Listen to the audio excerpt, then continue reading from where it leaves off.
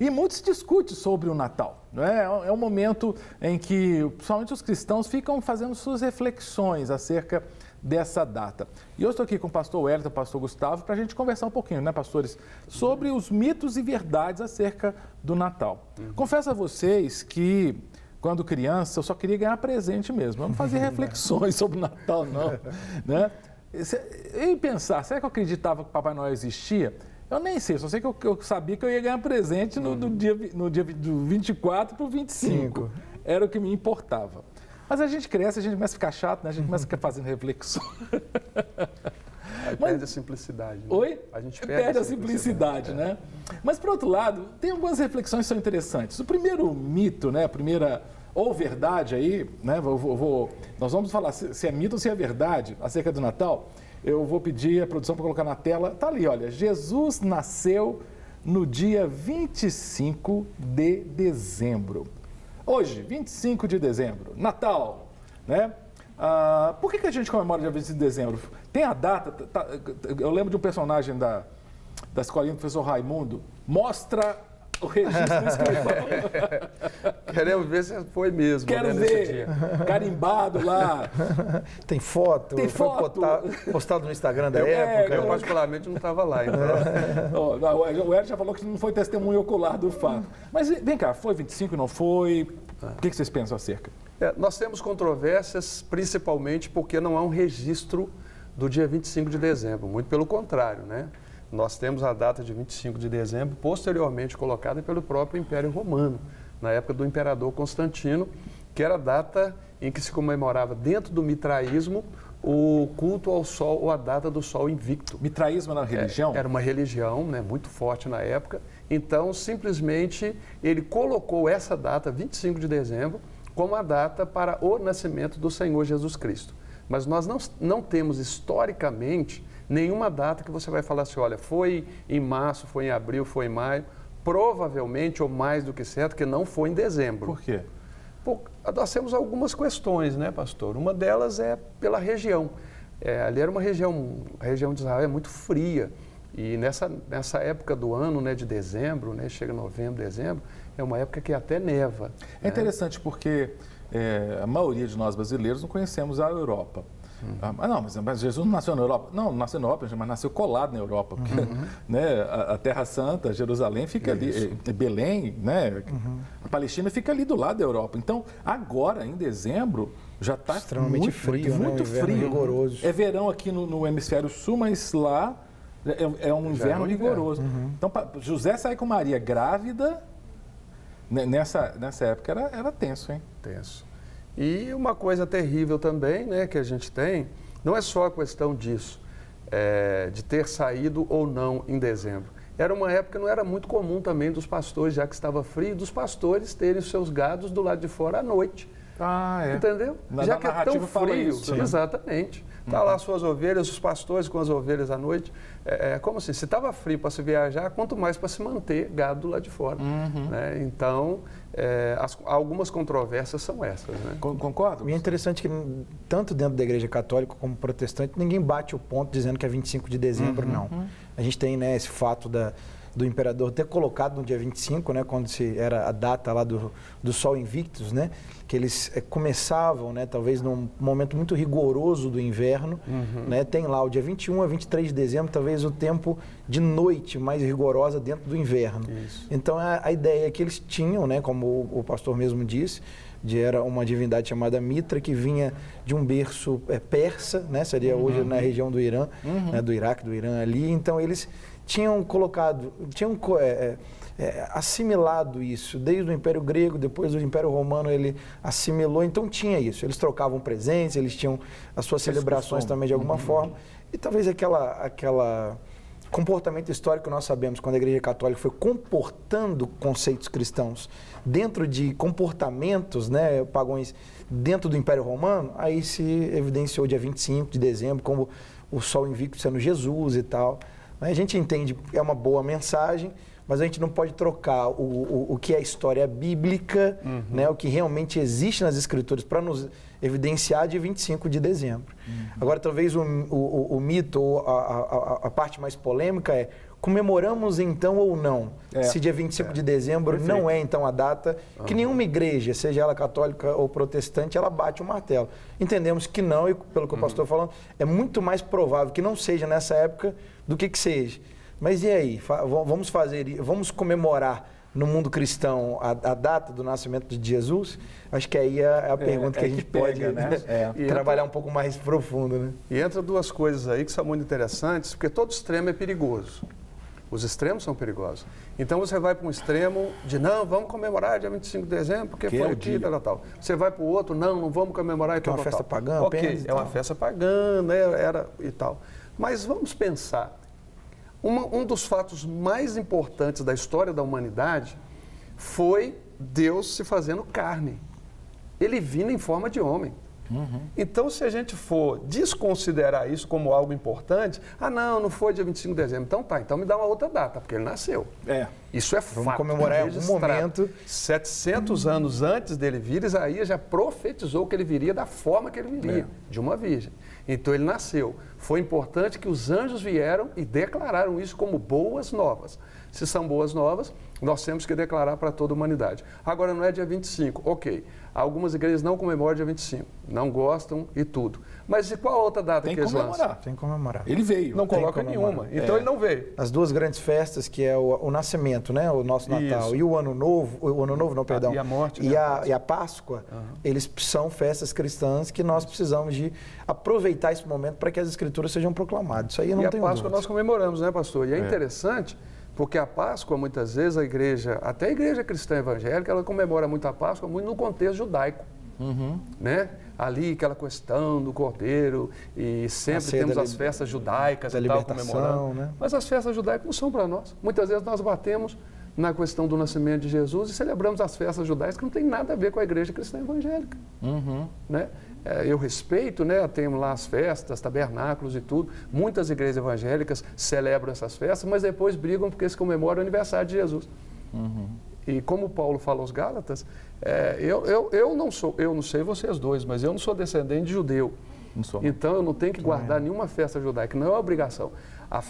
A nossa Páscoa se chama a ceia memorial, porque foi no mesmo dia. Então o nosso cordeiro, sim, ele foi imolado. Mas para ele ser imolado, ele teve que nascer. Né? E não se morre sem nascer. É uma comemoração extremamente importante no cristianismo. Eu conheço várias histórias de crianças que não têm a data de registro do dia do nascimento certinho, por circunstâncias.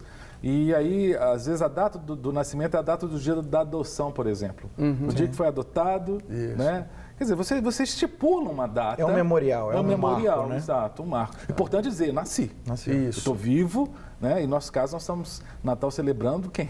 Deus encarnado. Né? Eu visitei um casal de amigos missionários em Portugal. E aí eles me trouxeram, naquele momento ali, ele falou assim, Gustavo, que interessante, trouxeram uma recriação que fizeram, os filhos fizeram na escola, e trouxeram perto da data de Natal. Aí colocaram para pintar as crianças, era o presépio, a manjedoura, quer dizer, era a figura do nascimento de Jesus.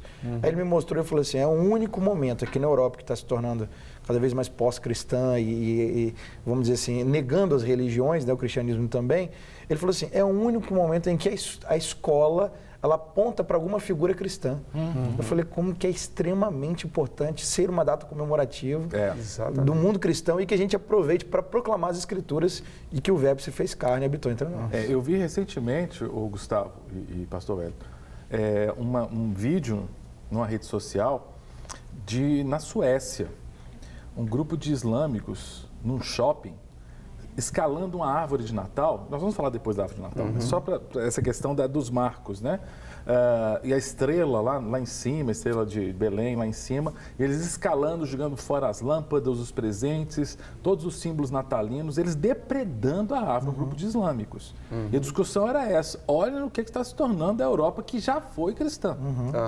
Né? Eles estão nessa de, não, Jesus não nasceu dia 25, e pelo que a gente está entendendo aqui, realmente não nasceu. Mas não se define dia nenhum. Você começa, é o que você falou, né, pastor Wellington? Radicalismos, né? Ou você não tem que ser, ou também não é tanto faz. Não, você tem que definir um dia. Né? Agora, tem uma outra coisa que é mito, até outro dia eu estava discutindo isso, porque no Brasil tem muito, sobretudo igrejas católicas romanas, Igreja dos Três Reis Magos. Tem até o nome dos Reis Magos lá. Porque esse mito eu queria que a gente visse lá. Os 3 Reis Magos foram visitar Jesus. Vamos lá.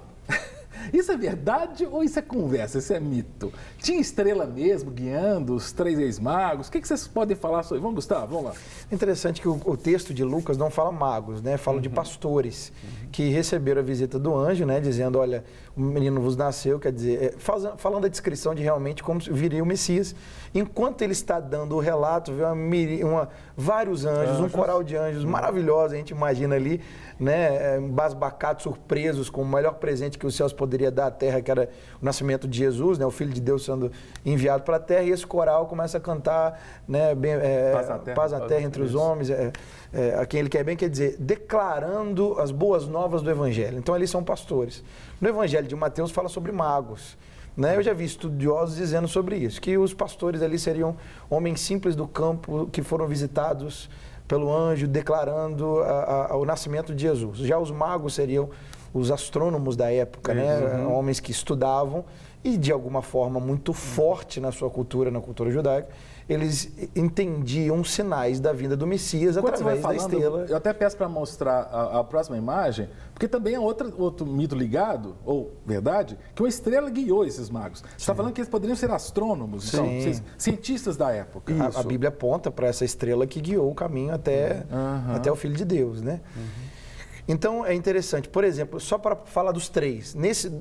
Em todos os 2 textos, um fala magos, outro fala pastores, não falam de 3, nem de pastores, nem de magos. Mas a tradição fala que são 3. Fala, porque são 3 presentes que Jesus recebeu. Exatamente. Incenso, ouro e mirra. Mas não agora podem ser 9 3 coisas cada um levou. 3 cada um levou, né? Cada um levou, 3 deles levou cada um, ou eram 2 todos que eles levaram tudo ou todos eles levaram tudo aquilo. Então nós temos E a história tem até nome. Belchior. Baltazar. Esqueci o nome do outro lá. Porque não tem um negócio desse? É uma tradição católica, né, que nós temos, que deu até nome para esses magos, entre aspas. Mas nós não temos registros oficiais sobre eles. Mas tem registro que um era negro, outro era asiático, outro era europeu? Não temos. Não tem nada disso, né? Não temos. Então, entra muito naquela questão de mitos, verdadeiramente mito, né? Mito ou verdade é mito. Mas que eles foram até lá, eu creio que sim. Porque eles levaram coisas que, a princípio, ali na vida de Jesus e da sua família, foram muito úteis. Sim. Porque na saída de Jesus da sua terra para o Egito, ele precisava de subsistência. Então, aquilo ali não foi só para, vou dar um presentinho para vocês. Era algo que ia sustentá-los durante um bom período na terra do Egito. Porque ele foi para lá. Ouro, incenso e mirra. Ouro, incenso e mirra. Mas ouro, tudo bem que ouro até hoje a gente sabe o que é ouro. Embora sim, a gente não... Ouro só tem na minha aliança aqui, mas ouro tem valor até hoje. Incenso e mirra, incenso só para cheirar. Mas isso no contexto da época é diferente do de hoje.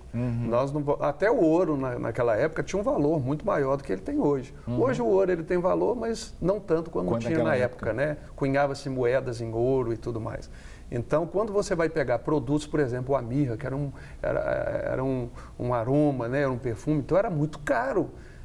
Eu não vou citar nome de perfumes aqui, mas nós temos perfumes hoje caros no mundo. E aquele perfume naquela época era caro. E foi trazido para Jesus como um presente para ele. Entendeu? Como Maria, quando ela vai quebrar aquele vaso, né, de alabastro com o aroma lá dentro e tudo. E o próprio Judas vira e fala assim, por que ela fez isso? Essa mulher está doida, esse negócio a gente podia vender e dar para os pobres. Era mentira, porque queria roubar. A Bíblia fala que ela era ladrão.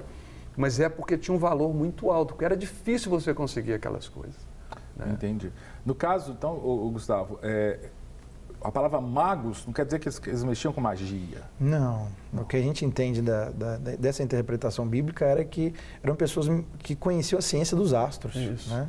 E que sinais, desde o Velho Testamento, que se cumpriu no nascimento de Jesus, dos sinais que apontavam que ele era o Cristo, a vinda do Messias, era realmente essa estrela que anunciaria o nascimento, onde estaria o Filho de Deus. Né? Alguns dizem que são anjos e tudo, mas como a Bíblia diz estrela, a gente entende que até o universo declarou o nascimento do Filho de Deus e o apontou para aqueles que ali estavam para vê-lo pela primeira vez e trazer presentes como adoração. Agora, e também que foi como sustento. Rei fala de cogitação. Reis, não há menção nenhuma.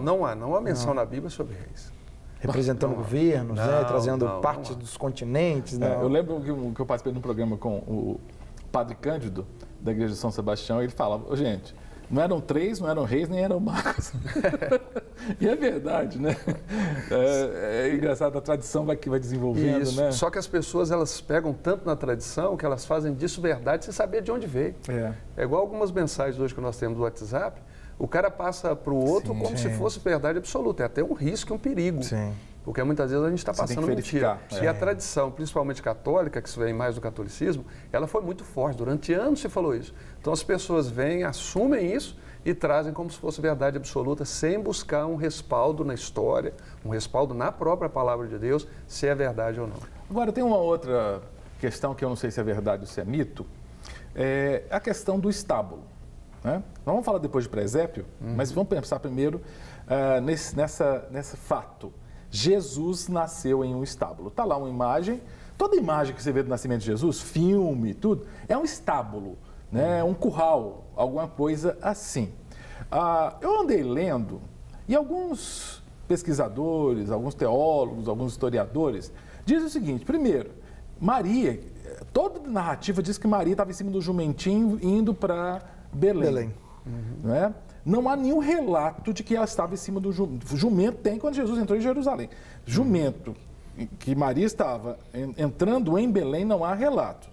Segundo, não há relato de que ela batia nas casas, que o historiador está dizendo, e o pessoal não aceitava. Né?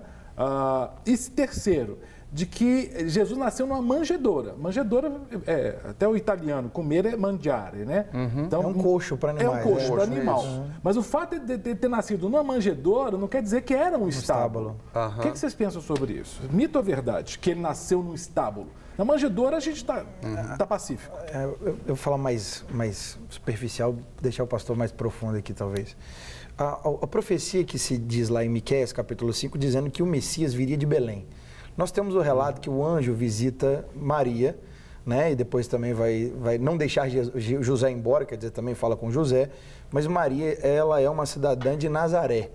Então imagina que ela ouve a mensagem em Nazaré, provavelmente, né, naquele casamento judaico, onde ele estava no momento do noivado, né, mas já era o desposar, quer dizer, já era um compromisso à altura de um casamento, eles não tinham tido a relação sexual, não tinham tido essa fase do casamento, mas eram noivos. Compromisso sério. Com um compromisso sério. Então, ela ouve sobre o anjo, ela fica grávida do Espírito Santo. Então, nós imaginamos, ele quer ir embora para não difamá-la, ele ouve a mensagem de Deus através do anjo também dizendo, olha, o que é dela é do Espírito Santo, é de Deus, quer dizer, pode ficar, não tem problema. Então, eles assumem isso.